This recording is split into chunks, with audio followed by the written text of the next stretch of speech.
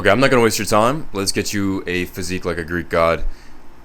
All I request is if you learn even one thing that's valuable from this video, you promise you'll subscribe so that new videos that I put out that are valuable to you, you can learn from, okay? Cool, let's start. First of all, to get an aesthetic physique that makes you look like a Greek god statue, being lean I think is the most important part. So I'm going to go over diet first for all my non-lean homies out there, and because honestly being lean and like having muscles that show, abs that show, kind of will give you the appearance of an aesthetic physique, even if you don't actually have an aesthetic physique or like the V-taper. So it goes a long way. So yeah, let's just go over diet first.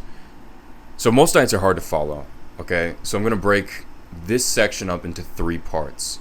Number 1 is the easiest, and number 3 is the most advanced. So you can kind of pick what level you think you're at based on how consistent you can be with dieting. The AC unit's on. Let me turn that off 1 second.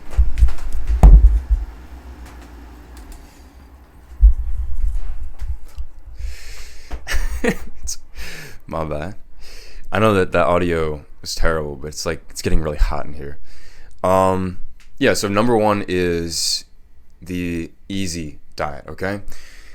If you do nothing else at all, if you're horrible at dieting, if you eat out all the time, whatever, I want you to focus on one thing, okay? It's going to be extremely simple and kind of somewhat easy to follow, okay? And this one change will make a huge difference. According to studies, this one change will make a massive difference in your diet and your physique, with like no question about it. Even like a fatso that eats out all the time and cannot stop from eating, like whatever, can't follow diet, inconsistent, will benefit just from this one single change without doing anything else like a calorie deficit or any of that shit, right? Or like buying all organic whole foods. The number 1 thing I want you to do if you're new to dieting is to only eat complex carbohydrates and not refined carbs. That is the number 1 thing I want you to do. Now, what are those 2 things? Refined carbs, I'm going to get all scientific on you. Refined carbs have a smaller sugar molecule, okay? Sugars are carbs, if you didn't know. Complex carbs, have a larger sugar molecule.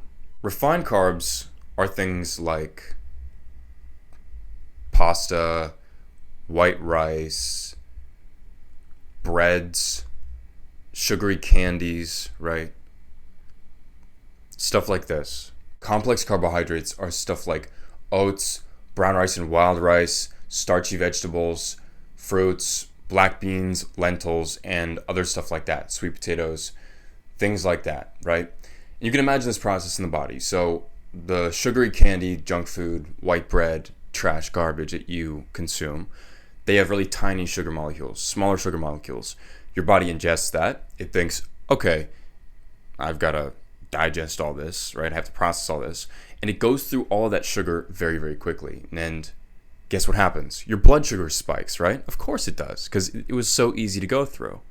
So your blood sugar spikes, and there are like 1,000,001 downsides to that, right? That's how you get cardiovascular disease. That's how you get fat, right? Triglycerides, blah, blah, blah, right? All of that stuff is horrible. I want you to imagine that as like the evil carbs, right? Like the bad guy carbs. You don't want to eat bad guy carbs. Now imagine the complex carbs, the good guy carbs. The body ingests that. It has to process it, but it takes longer because the sugar molecule is longer. So it takes a longer while to break down. That leads to more sustained energy. So it's more like a flow of a steady increase in energy and a steady amount of energy over time. Right? That's good. That means we are giving the body the benefit that it's supposed to get from carbohydrates, which is energy. The body loves carbs, right? We're giving it the proper benefit from carbs, which is energy, instead of just like spiking it up. Oh, and then now we have a sugar crash. Okay? And so you'll avoid all that negative stuff. And studies have shown that stuff like weight goes down. You get way more lean from doing this. I'm extremely lean. I basically only eat complex carbs now. I hate refined carbs like with a passion. They're horrible. They lead to like brain fog and stuff like that. So just eat complex carbs. Ignore evil carbs. Cut out all evil carbs. That's the easy dieting. Just eat complex carbs.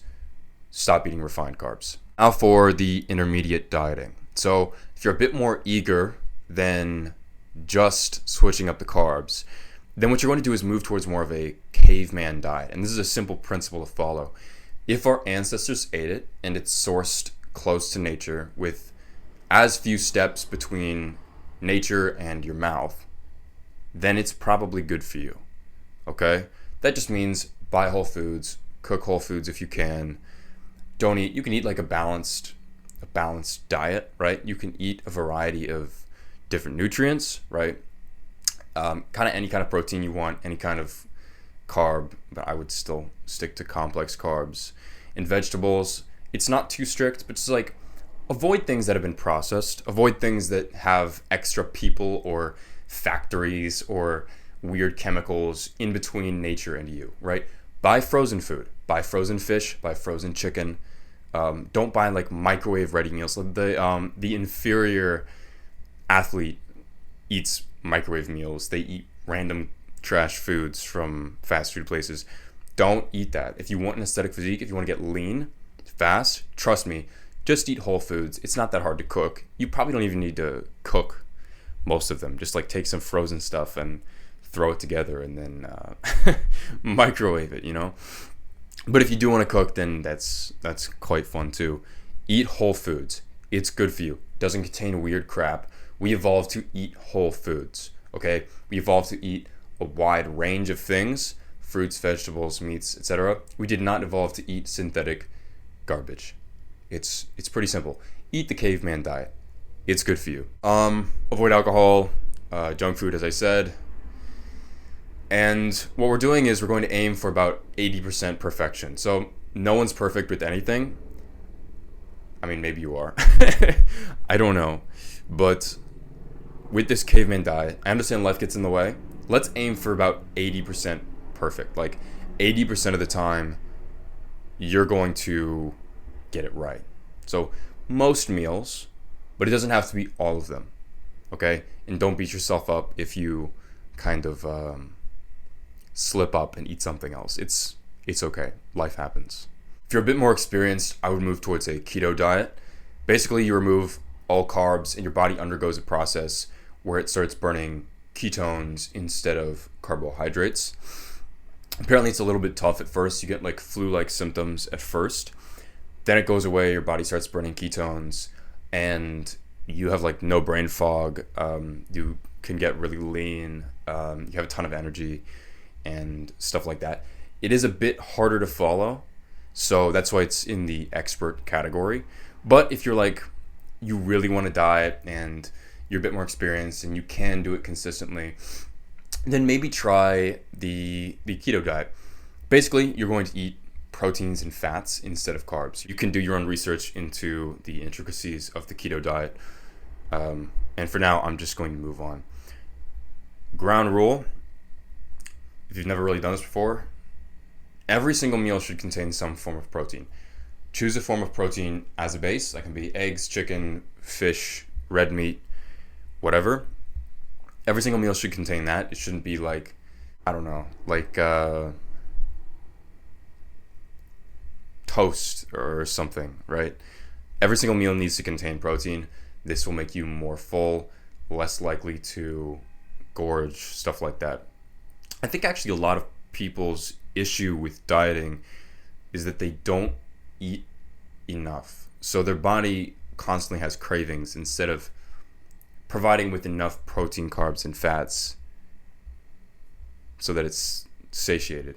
Okay, so your diet is going to make you super lean. Now let's talk about exercise. So what you're going to do is follow a very simple push-pull leg routine, okay? If you don't know what that is, push-pull leg means it's a 3-day kind of rotation. You do the push muscles on day 1, the pull muscles on day 2, and legs the 3rd day, okay? The push muscles are chest, tricep, and shoulders. The pull muscles are bicep and back, and legs is legs, self-explanatory, right? I'm going to tell you what to focus on. What we're going to do is follow the golden ratio V-taper. So there's this concept of the golden ratio, which basically is what's most attractive to the human eye. The golden ratio is 1.6 to 1. And we want to apply that to the width of the shoulders to the width of the waist, okay? That means your shoulder width, your shoulder span, should be 1.6 times the width of your waist. Got it? You don't really have to measure those, but TLDR is we have to get your shoulders bigger. I'm going to list off every single muscle group that you should focus on, as well as the most important exercise I think for that group that has basically shown me the most results. If you implement that one exercise, I am confident that you will see like a ton of growth in that area. If you implement more than just that one, like even better, but definitely implement that one. First is shoulders and delts, obviously, because we talked about shoulders, right?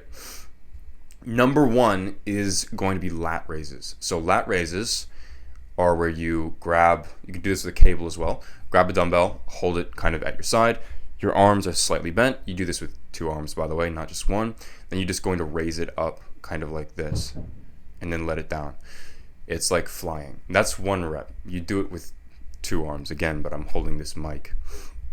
That works on the side delts, so it will contribute most to the width. So that's the number 1 exercise that I would do. You can also do overhead presses, or also called military presses, with a barbell or a dumbbell, where you just grab it and then push up. That's a great compound exercise for kind of the whole shoulder. So that's awesome. You know, it's not just the side delts. That's great. You can try other exercises such as front raises or rear delt flies to try and work other parts of the shoulder, but I really never found them necessary. I found that those parts of the shoulder naturally grew as I did my overhead presses and my lat raises. The only exception might be face pulls, because I hear those are really good with the cable, so you can try those out as well if you want to add a little bit extra for shoulders. Number 2 is a broad chest. So the number 1 thing for building your chest, honestly, in my opinion, is going to be dips. You know that machine where it's like, it's not a machine. The thing in the gym with the 2 bars that are kind of horizontal, and you grab them and then you go up and down on them, right? If possible, do weighted dips on that, like spam those, because those are going to be the biggest thing for your chest. My bench press and my overall chest strength exploded when I started really taking dips seriously, so I would just recommend them to anybody. If you do nothing else, just do dips. You don't need to do all these other chest exercises. You can if you want to, not necessary. But if you want to do something else, then I would include incline dumbbell press, because that way you can kind of get the upper chest as well, which dips doesn't really cover. They cover like the bottom and the side, which is great for a broad chest. But perhaps you want some more upper chest development, and in that case, do incline dumbbell press. And of course, you can do traditional bench press if you want to. I'm not going to stop you. I like doing that too. And honestly, just like push-ups will do the job. If you kind of spam push-ups, then your chest will naturally grow in strength and endurance. So yeah, push-ups are great. Do those. Next up for the V-taper, the Greek god physique, it's going to be a wide back. What you want to do for a back, number 1 exercise, is pull-ups. They're hard to do, I know, but if you can do them, spam them.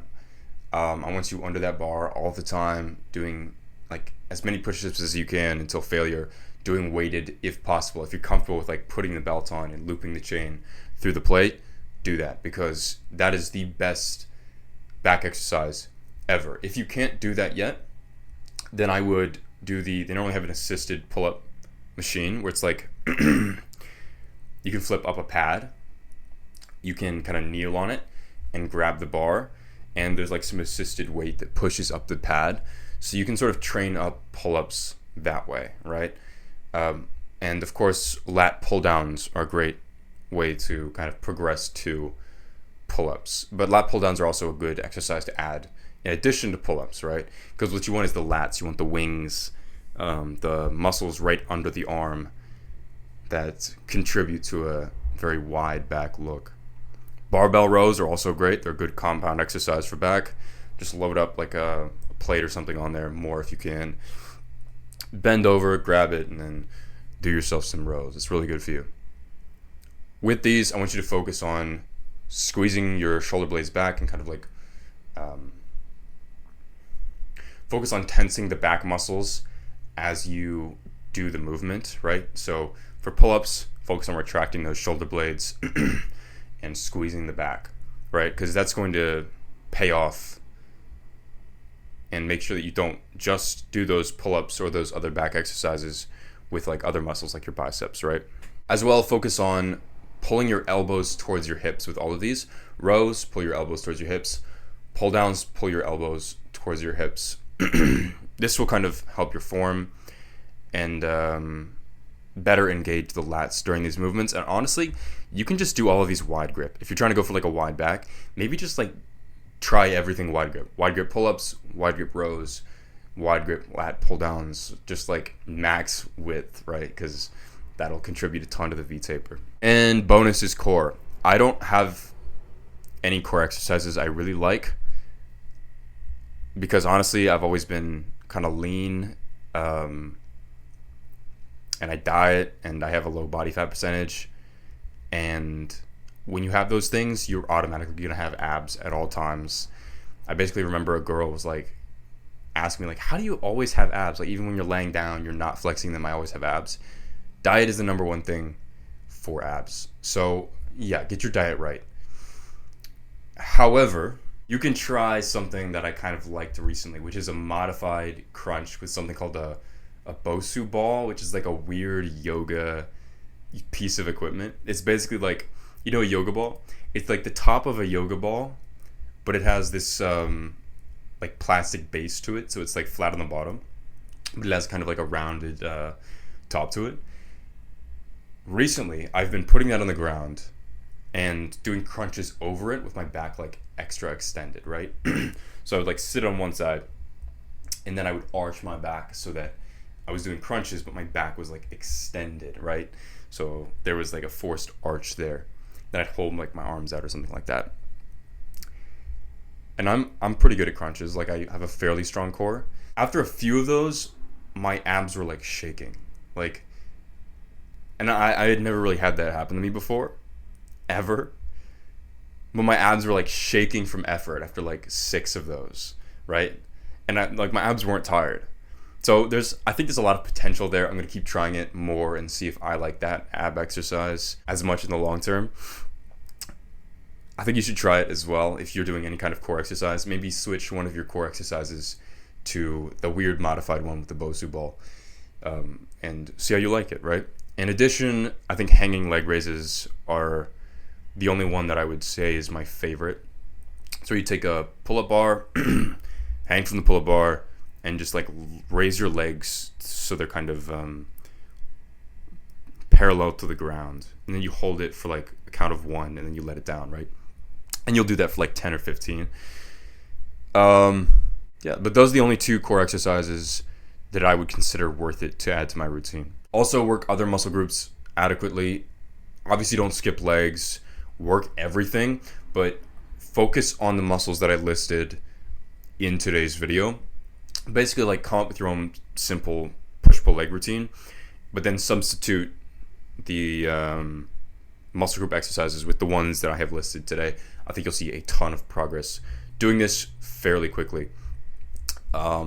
Yeah, and just don't be stupid. Like kind of balance your workouts so you're not neglecting anything, but you're also focused on the areas for a V-taper, right? Honestly, building an aesthetic physique is as simple as that. It's not that complicated. You just progressive overload your weight. So if you do an exercise with, if you do dips with, I don't know, a 25 pound plate, and you find it becomes kind of easy to do, like fairly manageable, move up to a 35 pound plate pretty quickly. And then just keep doing that for all exercises. Increase reps or increase weight. Make sure you're getting stronger. And then, yeah, it's just like diet. Like just get leaner, and track your progress, track your weight, track your body fat if possible, if you have like you're at a gym with a scanning machine or something. Yeah, so if you continue with only the steps in this guide over a long enough period of time, I can guarantee that anyone, anywhere, will get an aesthetic physique. So if you enjoyed this video, you can go and check out my full program, which is the top link in the description, and go read what it's about. You'll benefit a ton from checking that out. And if you're interested in investing in yourself, which I hope you are, then I think you'll benefit a lot from that. Whether you do that or not, if you got value from this video, you can do something which is a win-win for both of us, which is to scroll down and click the subscribe button. I win because I get a new subscriber, and you win because anytime I have a new insight, learn something new, try something new, I can make a video and directly give you value. Thank you so much. Go do that right now. Go click the link in the description and read that. It's for your own benefit. And have an amazing day. Bye.